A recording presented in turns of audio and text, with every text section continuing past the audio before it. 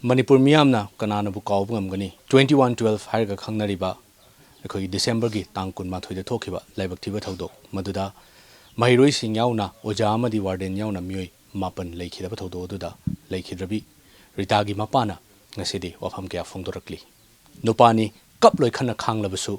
Rita na yumda halaktaba matamda pi edu khambangam khide imung asida thengna horiba awaba sing amadi kari kari wafam sing phongdorakpage habadu mayam punamuk yengminase Imagi khongobase yamna malle school de lakpada imanabi singi mamangdai kaije haina apokpi mamagi khongob ahanba ma leiduna khudul piram laga thamba no higher secondary school gi study tour chatpada thokiba laibak thiba thodok aduda phanjobum Rita gi punsi loikhi Rita andro khunau tarong theldagini mabuk leikhidabagi maicha koktringaida laibak thidaba thodok aduna madam moiraga imung asida awabagi mathakta awaba hapoina thoklare Rita gi apokpa mapa phanjobum loken phongdorakpada bahagna study tour chatkani hairiba numit aduge numit homni watingaida mahaki furit ama leibiu haiduna school da thelui hairi maduna macha gi saktam uba aroiba numit oigeni khangdabana harau harau furit adu khusinaramki makhoina chatkiba study tour adugi numit aduda call tawraktuna baba chatlukhige imanabi ama ngairi haiba wahai adugi makha taba macha gi khonjal taba phangkidraba lokenni Rita lairik laisu fana horokba imung manungi awaba khangba mahiroi amani adubu numit adugi accident aduda Rita mamanabi singa harau harau chatkiba khongchat aduna punsigi awanungai punamuk thadoktuna chatkibani kanana bu kawbung amgani numit adugi thodok Rita gi apokpa lokenna asumna phongdorakle Mazil sil kaisi kungunji angang nubi apikpa masa masing jiman yamna luna sana tawjaramba adugi man boarding laiki matang halakwa jo ahlam yen jo man salam dai matam jita adugi mati liang khai dawa samla pi ra harau ma thawne ma arama je sahi taru direct si yum jida laite ma arama sai taru laite ma tam sira hanak se mo state do se keni haina salam dai sira mama de ma phuri ma lebi o da haram maga arama man phuri lobi chatma matamna iman wane pir pa pa do da in khartung in thame mama nangi se nang senan aman mat tonga lakpa sin wai thre na aman lere pibir amne ado baba gi jon khawum de halang matam jira kai ro pol am haramaga adu de makha khangni de jo hosa de nurga larim bham du de gen sakre yum de su yo andre ma se yum de sulok de ma jam sakre kan ma se mama la ma si mai mabok leikhi daba ji ai ne lokho ui go ai lokho matam ji ma ji numit tara ga ni thoni muk maja muka magen mapandro halal sat lehdar atu sat la matung dura mana mapa wa de pondar ga mama isman iste du na bagi posei hatang lebi o ha ma jar sil la japan ma ga san la mane adu hek man sakhi ba nimetrong ani subo si dai dare ma gi thoke ji mabuk legi do ga ma ga ji nimetrong ani khokte ne madu ayu ki pung taret makhai muk tabe adu de orangani ai adu ta sang adu ayu timing do sab san ai gari khudang gari se hodam ne ngo ai bangam dre man pondro ko mata amjere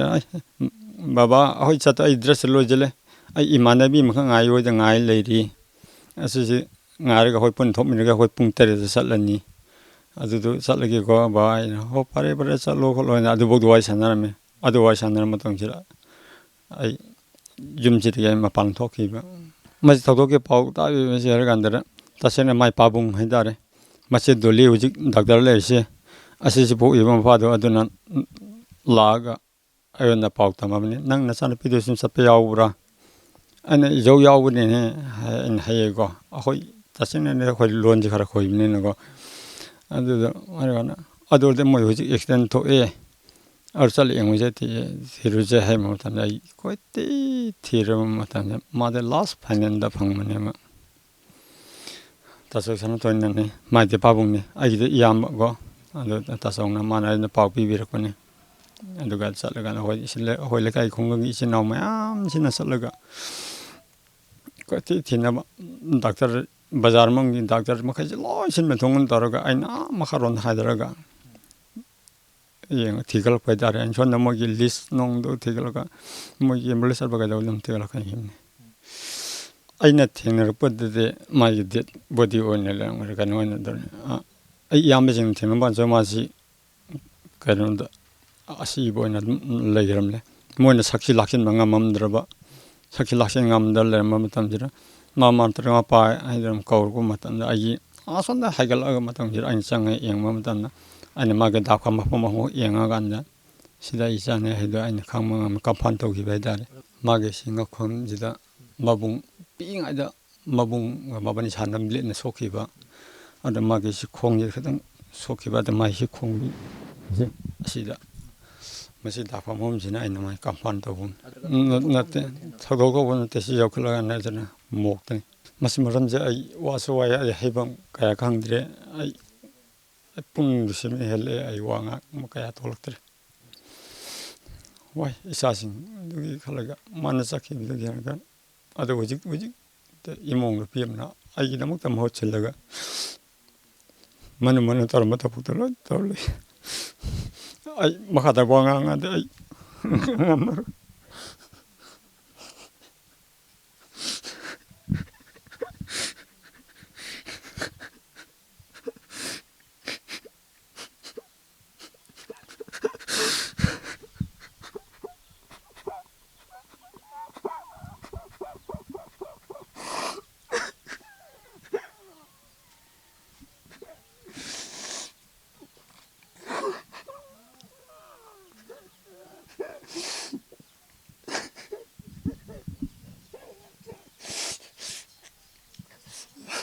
사실 말통이면 아시네요. 아직 말통이나 아마 뭐 말짱 그러니까 만원 와 나오도 뭐